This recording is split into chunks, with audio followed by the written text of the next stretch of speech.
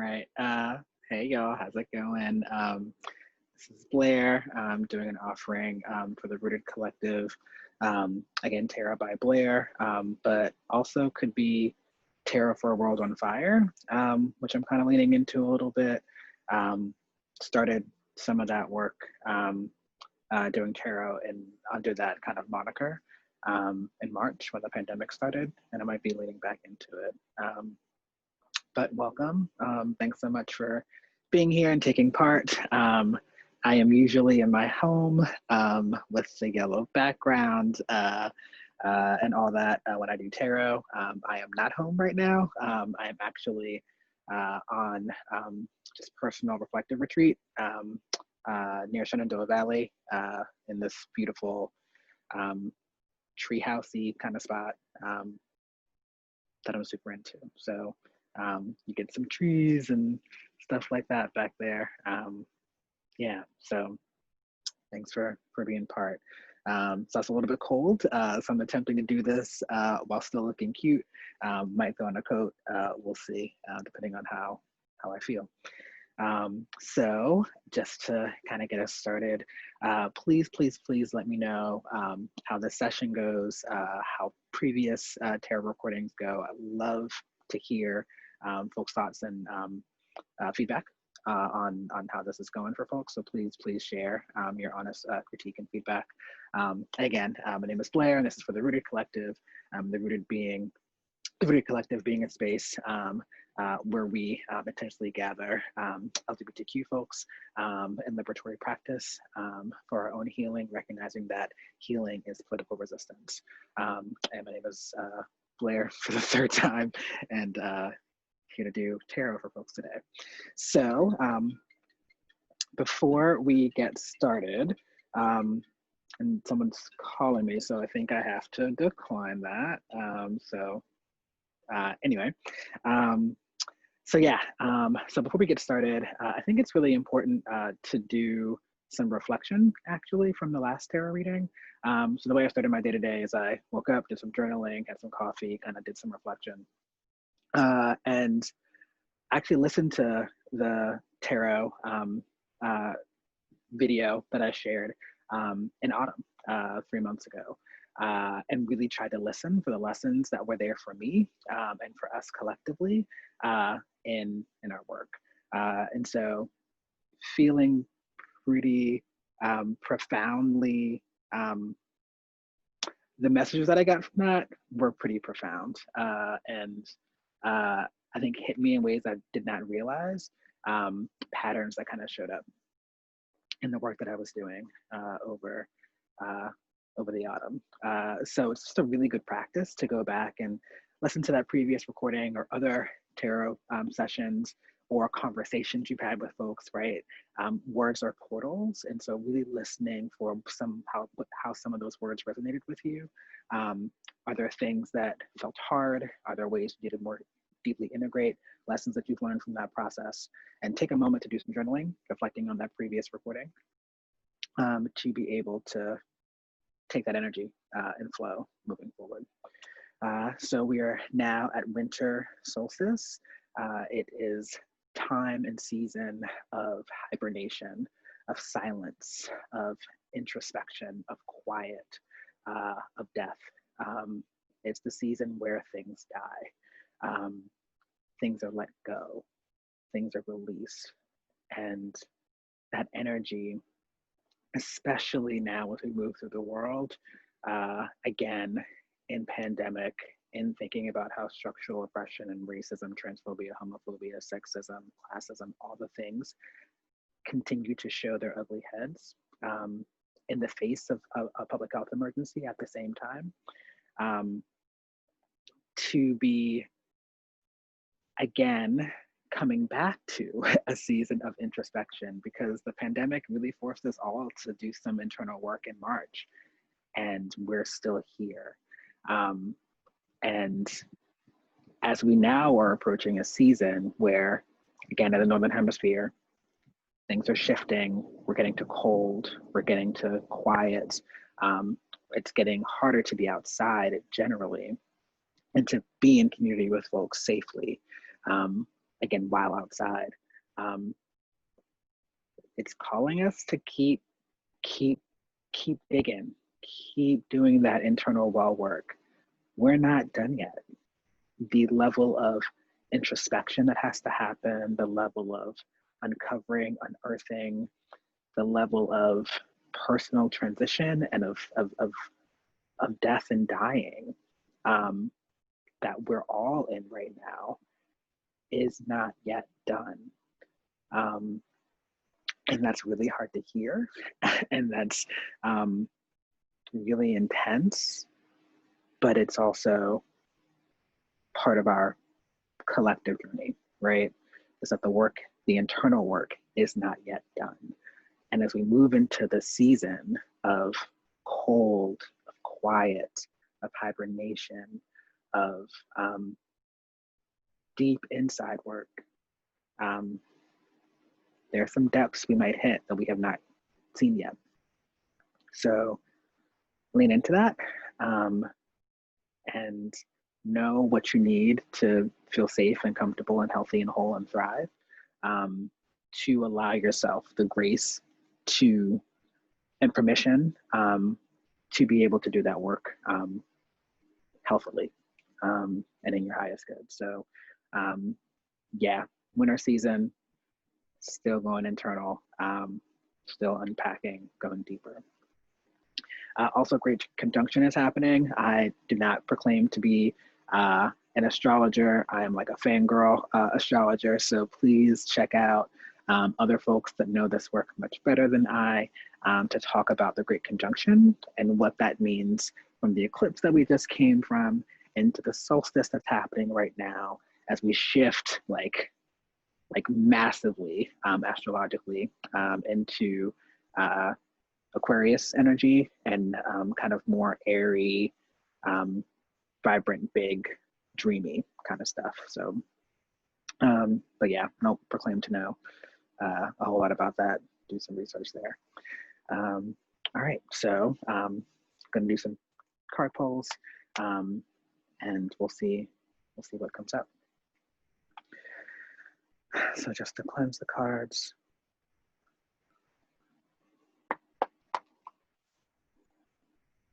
Middle blowing and knocking and shaking.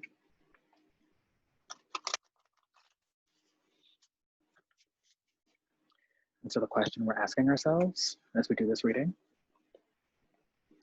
is, what should we be paying attention to as we move into the winter?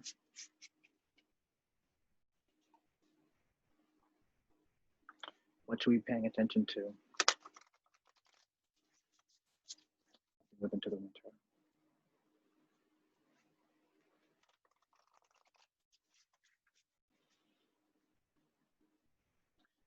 What should we be paying attention to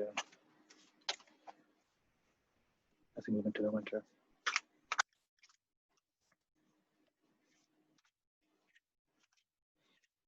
And as I shuffle, just get yourself nice and grounded and comfortable.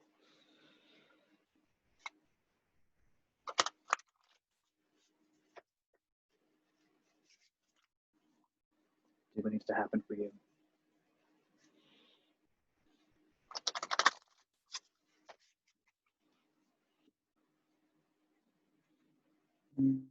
No. All right. I think we're good. Okay. So I'm going to pull 3 cards and then take us on this journey together through what those cards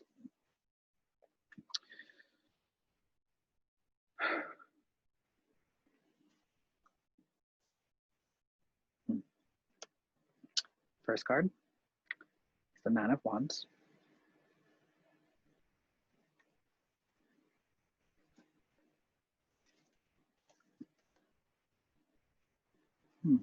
Second card is the 8 of Wands.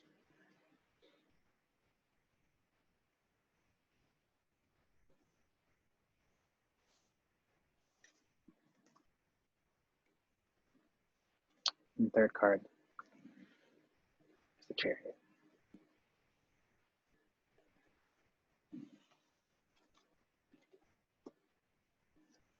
All right. Awesome. So, first thing to note in the tarot reading is that we have been in really big transformative space over the last 6 months. When I was pulling cards for the collective in March, big ace energy, start energy, major arcana, the world came through, the messenger came through, pulled again, autumn, again, really big life-stirring energy, massive transition energy. The Fool came up, the Ace of Cups came up, love, the Messenger came up. And so, again, really, really big, major arcana, intensive energy. Major arcana still showing up here in this reading, but it seems like a lot of the big, giant, earth-shaking kind of stuff that we've been in is starting to quiet just a little.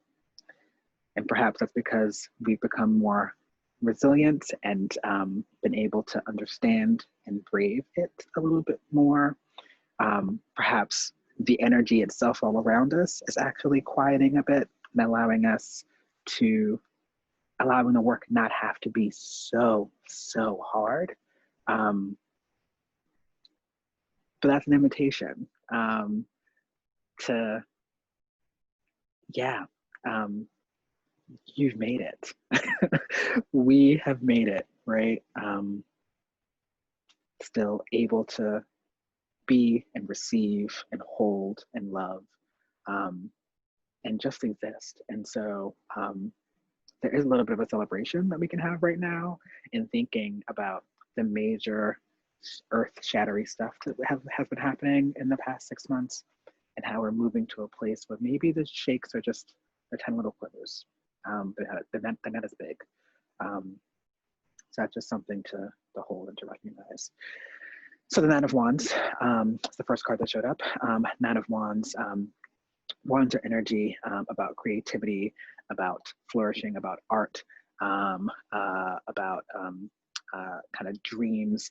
And Wands energy has been coming up over the past 6 months. Ace of Wands came up in March as we were really talking about and thinking about what new creative projects need to be unearthed, need to be brought to life, need to emerge from the soil and shake the dirt off and see the sun. And so we started with Ace of Wands energy in March. And now we're coming to the end of that cycle of Wands energy. We're coming to 8s and 9s. And so the 8s and 9s are showing up right now in this creative path, this creative spark that we've hopefully been doing some work to nourish and to invest in and to water a bit. So Nine of Wands energy is an energy of almost being there. It's precipice energy. It's edge energy. Perhaps there's an idea, a thing, a project, something that needs to be birthed, something that needs life and sun and possibility. And it's been a seed that has been trying its best to just be and just expand and live. And we're almost there. It's almost out of the soil. It's almost reaching to the sun. The idea that you've been germinating or participating in, birthing for the past 6 months, maybe that idea is almost to the end. It's almost to completion. You've almost gotten it. And this is the part where things are the hardest.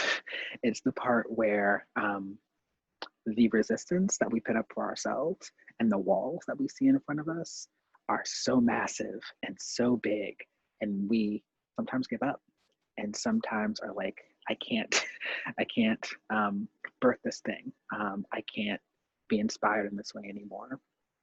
This thing is no longer for me. And that's okay. Those are fine places to be. But there's this energy again in this creative process that we're in, that we're almost there. And so what would it look like to invest in ourselves, invest in this idea, and invest in this creative spark just for a little bit longer and see what comes up. What are the ways that we can honor our bodies and our souls and our resilience to just stay and lean a little bit more into this creative pursuit, this energy, this spirit that's moving through you, and see what comes next. So that Knight of Wands energy is just bringing that in. You're almost there, paying attention to your resilience, leaning into the hard stuff, and knowing that this idea that you're either almost done with or is ripe for emerging from the soil is about to happen. So keep going. You're almost there. Keep going. The next card that comes up is the Eight of Wands. And again, that's moving us towards the end of this journey of wands, but it's like a step before that, right? It's just like a moment before. And so Eight of Wands, actually, I haven't seen this card come up with me in a while. And so this one, the image has this person on it holding like bags, kind of running towards something, right? Running full speed ahead towards something. And one of the bags that they're running toward is this thing called truth. And so, again, with this wands energy, with this creative energy, with this thing that we're trying to birth and build, that hopefully we planted some seeds around and are waiting for the idea to emerge. Eights calls us to action. It calls us to movement. It calls us to truth. It calls us to acknowledge and honor the reality that this thing that has been gnawing at the back of your head, that has been urging for life, will not happen unless we take clear, direct, intentional action on it. And that might look like movement in your body, right? That might look like decision making and being really clear about the decision that you're making to, again, be more in alignment to this thing that you're birthing, this idea, this practice, this life, these things that we're trying to manifest. But we have to be honest about what it will take for that thing to come to life, and then do the things that are needed to create the space and room for that idea to be in existence. And so 8 energy is about movement, it's flow energy, it's about the action, it's about the truth, the honesty that we need to be able to actively birth the thing that needs to be in this world. Liberation, your organizing and activism, your art, all of that stuff. Taking the direct action needed to create the space to be able to allow that to be birthed. And so the third card that comes up is the Chariot card. And so Chariot energy is major arcana energy. It lands at around the 7 space in the major arcana journey. So at the end of kind of the first third, 33% of the journey of the full kind of making its way to abundance and wholeness and completion and fullness. And so Chariot energy is, again, brings in this energy of movement. So again, there's, with both the 8 and with the Chariot, there's this energy of flow and of movement. And I think acknowledging the stuckness, right? So there is something that feels really stuck right now. For you, for me, for us, there is something that is creating a block and is not allowing you to be full. Chariot energy says movement is key. It says you can no longer be stuck. You won't allow it. there is too much at stake. There's too much possibility to make that stuckness just present still. So again, it's asking for movement, for interrogation of the thing that is making you stuck, and making the changes to be able to create the space for things to flourish. Chariot energy also calls on strength, and acknowledges the deep wells of strength that we have, that sometimes we access every single day. And oftentimes we forget about, that we don't even realize that we have access to, because the world tells us, based on our identities, based on our family histories, the trauma that we hold, that we aren't enough. And so Chariot energy says, nah, fuck that. You 100% are. You're dope as fuck. You're fabulous as fuck. You have deep wells of power inside of you, and you need to use that to move, to move. Yeah. And that's kind of how that energy relates back to this wands pattern, right? This pattern of creative opportunity and possibility. And knowing that you're almost there, taking clear, direct action to be able to manifest the thing you're trying to manifest. And then knowing that you're strong, and you have the ability to interrogate the stuckness, and to clear it out over this next season, to be able to bring to the world the thing that we all need. So that is your reading for the winter solstice. Please, please, please take really good care of yourselves. It's a lot this winter. Community is going to be really important. The Ace of Wands and Ace of Cups energy we pulled in autumn, that love, knowing how to bring that up when you need it, who you call on, what the support systems are, your words, yourself, your family, your community, your friends, the trees, right? It's going to be really important to help you get through the season, to be able to fully being empowering your brilliance. So that's all. Thanks so much. Really deeply in love and appreciation for all of you. Sorry about the weird lighting and stuff. Hopefully this was all right. And I'm gonna play more of the music. This was Salt, by the way, if you can even hear it. I don't even know if you can hear it. Called Waterfalls, SAULT. They're just like dope as fuck. So check them out. But thanks.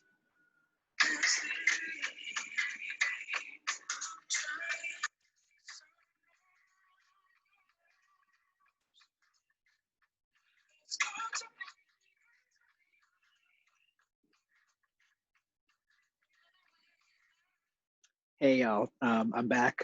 This is not something that I tend to do, but felt inspired actually, to just offer a journaling prompt for folks to think about as they reflect on the tarot reading today. So I got my coat on, so it's a little bit colder. So just really quickly wanted to offer that for folks and make some corrections actually. So first, the cards that were pulled in March and then the autumn. The cards in March were Wheel of Fortune, the World, and Ace of Branches. So those were the three cards that came through in March. And in September, it was the Messenger, Ace of Cups, and the Fool. So again, big aces, big major arcana stuff in the past 2 months.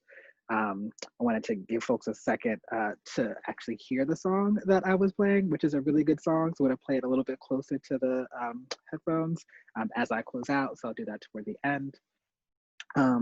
But these are your just journaling prompts as you consider and think about the tarot reading for winter and the season.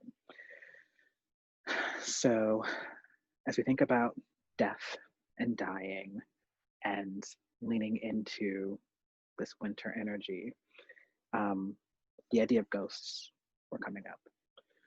So what ghosts exist? What things that are dead around you? What ghosts are you letting to continue to haunt you? What would it take for you to banish those ghosts, to let them cross over? How do you prioritize that work in this cold, dark, introspective winter?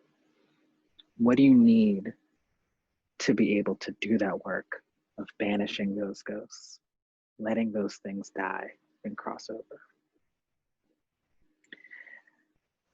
Another prompt is around this creative process that we're in, right? Nose ring doing some weird stuff. But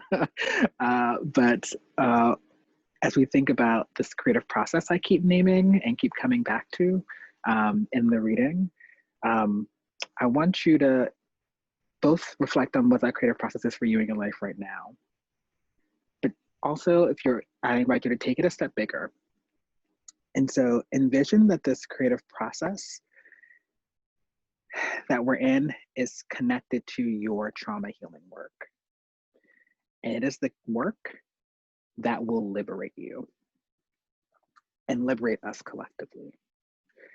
And so if this thing that you're moving into birthing, this idea that you have that you're germinating, will allow you to access part of your own personal power, part of your own personal liberation, and in that, our collective liberation. What does that mean to you? How does this creative process that you're in connect to your trauma healing and connect to our liberation?